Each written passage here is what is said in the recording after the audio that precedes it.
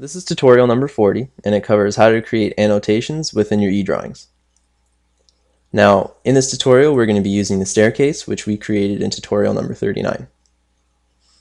Now, let's say we want to make some annotations and markups about our design.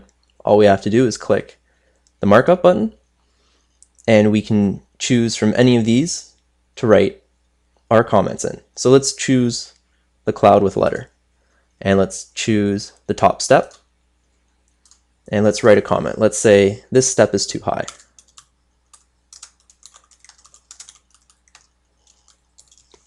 Click OK. And now whoever we send this to is going to know that we have a comment with regards to the top step and that it's too high. Now let's make another comment using just the text.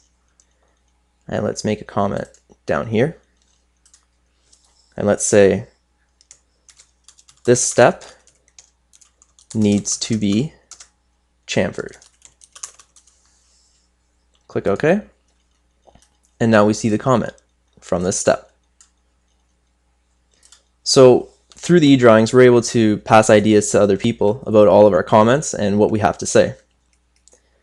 Now when you click on here, it shows the comments that I've made. Now let's say someone else made comments, and they can say, it can be customer, and customer can say that they don't want that to be chamfered and that they have decided to make that step a little lower. And you can trade ideas through this eDrawings. Now say we've arrived at our perfect design.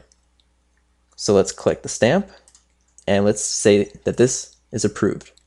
And now we've approved our eDrawing. And this concludes our tutorial on how to create annotations within our eDrawings.